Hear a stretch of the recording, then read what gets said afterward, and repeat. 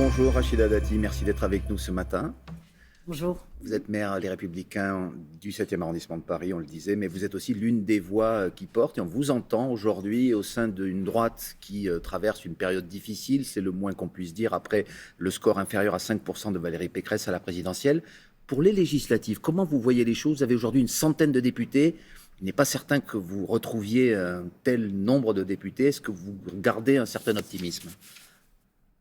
Ce n'est pas une question d'optimiste. Qu'est-ce que vous en savez que si on n'a pas gardé nos députés C'est sortants? les sondages qui le disent. D'accord. Enfin, les sondages sont beaucoup trompés ces dernières années. Non, nous, sur les Républicains, je ne vais pas vous dire qu'on est confiant. En tous les cas, on se bat.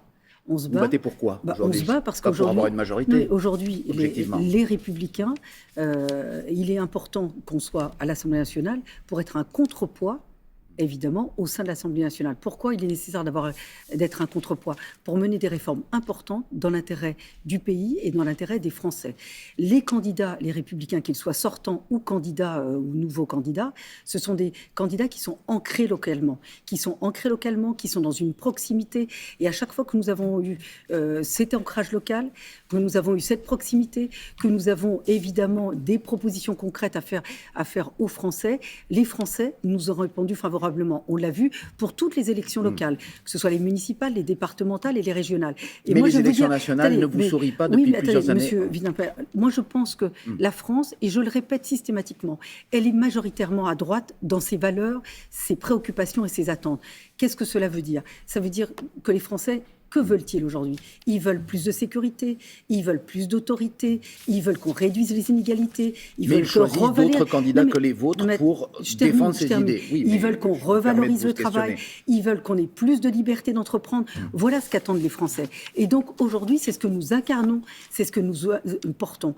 Et les élections législatives, vous savez, ce sont des élections aussi locales, certes nationales, mais aussi locales. Et donc cette dimension incarnée localement est importante à prendre en compte. Vous dites qu'il est important qu'il y ait un contrepoids. On voit une image de l'hémicycle. Si Emmanuel Macron, c'est une hypothèse, n'obtient pas la majorité absolue le 19 juin, est-ce que vous considérez que toute la droite, tout le parti LR doit rester de son côté ou éventuellement l'aider à constituer une majorité?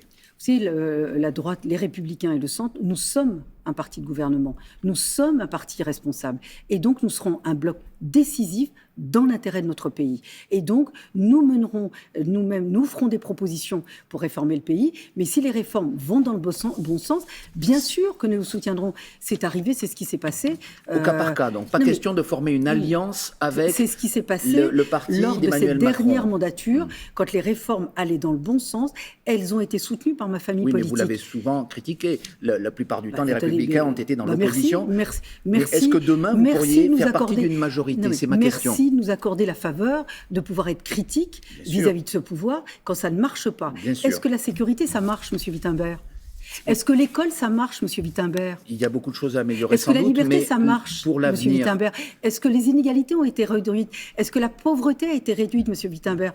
On a peut-être le droit, non seulement de critiquer, mais d'apporter nos propositions. Et de vous associer le cas échéant? Parce qu'on n'a pas bien compris si vous le feriez au cas par cas ou de façon pérenne. Peut-être que vous n'avez pas compris, les Français ont compris. J'ai dit, nous sommes un parti de gouvernement et nous soutiendrons toujours les réformes qui iront dans l'intérêt du pays et qui répondront aux préoccupations des Français sur l'autorité, sur la sécurité, sur l'économie, sur la politique de logement, sur la réduction des inégalités. Et je pourrais continuer. Nous avons un vrai projet et un projet incarné et que nous porterons à l'Assemblée nationale.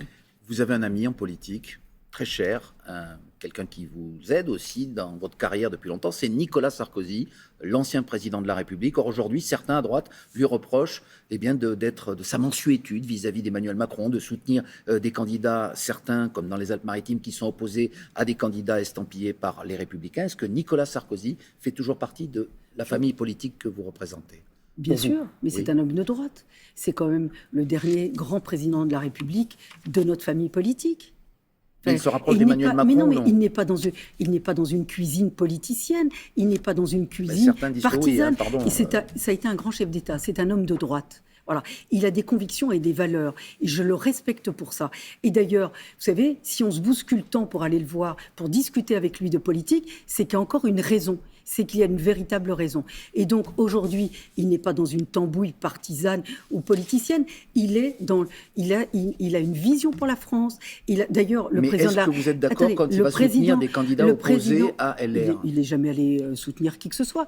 Et quand il est en déplacement et que les élus locaux souhaitent le voir, il les reçoit. C'est quand même le président de la République pour la droite, c'est quand même un des rares à droite, pour ne pas dire le seul, qui a réussi un rassemblement à droite très large. La droite des classes populaires, c'est quand même lui. Il a réussi à réconcilier tous les courants, toutes les sensibilités à droite. Est-ce que tout le monde pense comme vous dans votre parti aujourd'hui? Est-ce qu'il n'est pas aussi critiqué? Mais non, mais personne n'est exempt de critique aujourd'hui.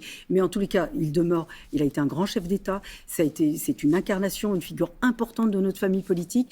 Et aujourd'hui, qu'il puisse donner sa vision du pays, sa vision de la gouvernance de ce pays, c'est pas hasard si le président Macron le consulte assez souvent. Et ça ne vous gêne pas? Ça ne vous gêne sur pas les questions internationales. Cette proximité entre le président Macron et le président Sarkozy? C'est un chef d'État. Je veux dire, moi, je ne vais pas quand même. Au contraire, moi, je suis fière que les présidents de la République consultent Nicolas Sarkozy, notamment sur les questions internationales. Est-ce qu'il y a un espace politique suffisant aujourd'hui pour la droite républicaine entre, effectivement, le macronisme, où beaucoup d'électeurs de droite, qui votaient à droite, se rangent aujourd'hui, et le courant incarné par Marine Le Pen, Éric Zemmour? Vous l'avez démontré, mais politiquement, on voit élection après élection que votre score baisse dans les élections nationales. Que nous incarnons, et nous pouvons répondre aux attentes et aux préoccupations des Français. Je pense que sur les valeurs fondamentales de notre République, les Français attendent cela. Et nous pouvons y répondre. Et c'est pour ça qu'on ne peut pas laisser l'Assemblée nationale à une majorité absolue qui sera piétinée par ce gouvernement et des extrêmes qui n'attendent qu'une chose, c'est le chaos ou de détruire la République. Nous sommes une force, évidemment, une alternative, une force de gouvernement. Et nous avons évidemment un projet très clair pour évidemment réconcilier les Français avec la France aussi, avec la politique. Et nous avons des réponses concrètes sur des choses très simples.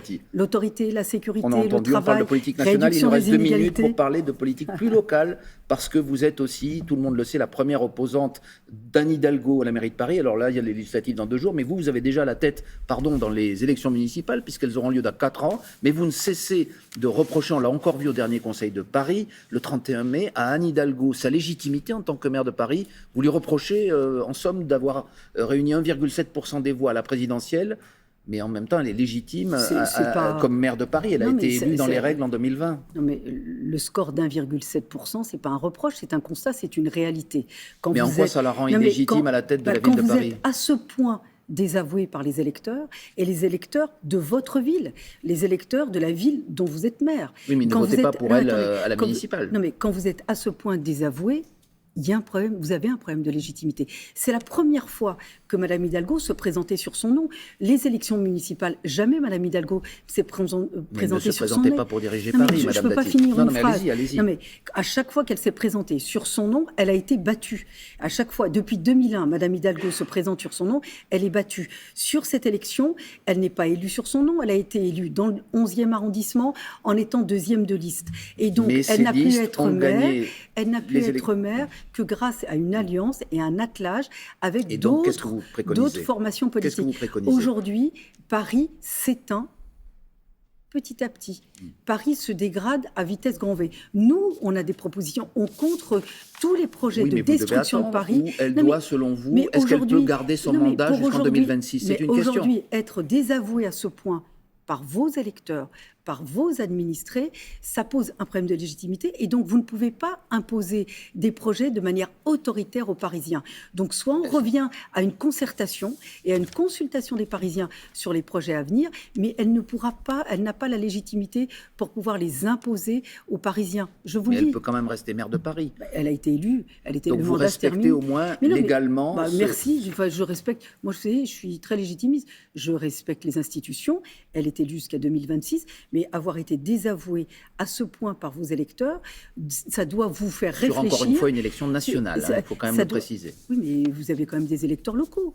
Vous avez des électeurs locaux. Et d'être désavoué à ce point, ça doit vous amener à réfléchir sur les projets que vous souhaitez mettre en œuvre à Paris. Et donc, elle ne pourra plus le faire de manière autoritaire, uniquement pour faire plaisir à 3 élus verts. D'ailleurs, que je rappelle, vous savez, les Verts ont fait le plus mauvais score des Verts à Paris, c'est le plus mauvais score de France. Donc voilà, donc on ne peut pas continuer comme ça à Paris. Vous avez dit... C'est effectivement tout mon combat quotidien. Eh bien, vous avez dit vos 4 vérités ce matin. Merci beaucoup, Rachida Dati.